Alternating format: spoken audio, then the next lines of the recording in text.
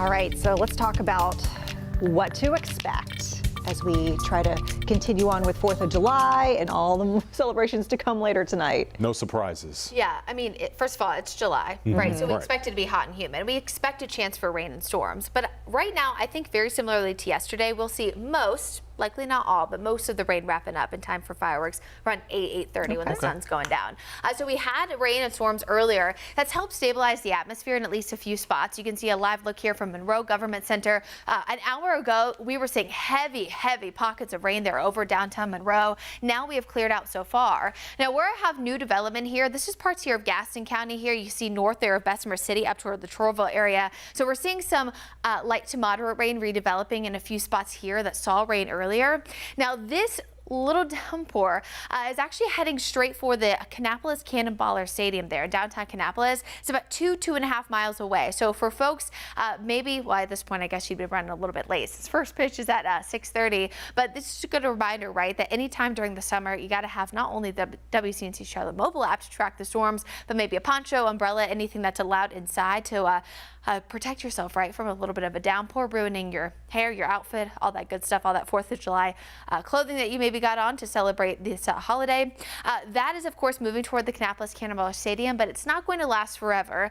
Some of these storms, though, south of the Charlotte area have been really slow moving. So the ones I just showed you popping up really recently, but these have been pretty much sitting over the same area for a while now because there's not a significant wind today. So these are very slow moving, and that has provided the risk for some isolated flooding for northern parts here of Chesterfield over toward Lancaster County and very southern Union and Anson counties. But so far over the past 30 minutes or so, these have shifted a little bit further south into South Carolina. As they take you further west here into the heart of Lancaster County, you can see pockets of heavy rain over Lancaster, Fort Lawn, up toward Lansford, and then just some light rain over toward Chester, where we earlier had some quick downpours.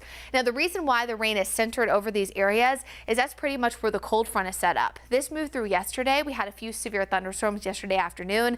Thankfully, none of that today, but it's the closer proximity to the front why we're seeing more activity there south of the Queen City. So for Charlotte specifically, if you're maybe heading toward Truist Field, largest fireworks show there in the southeast, I do expect a few showers and storms lingering until about 8 o'clock, and then we are mostly dry. Now, where the front is for those areas south where that is closer to the front, you could see a few storms linger a little bit later, but it won't be terrible. Here we are at 9 o'clock. You can see a few stray showers there south of Charlotte, a few developing too in the mountains and foothills. Models have been pretty consistent on this. I think it'll be pretty spotty in nature, but at least a chance that we could see a few storms lingering there.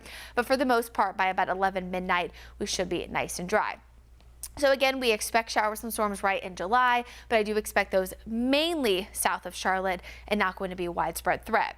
Of course, at night, we typically see those firework areas of smoke get a little bit closer to the ground because of that stable planetary boundary layer that we live in is a little bit more shallow. During the day, we have a lot of mixing, and that allows for smoke to disperse a little bit easier, just in case you're wondering, of course, why we oftentimes see that smoke lingering much more often at night. Big changes coming as we head through the next few days. Really strong ridge of high pressure builds back in across all of the deep south.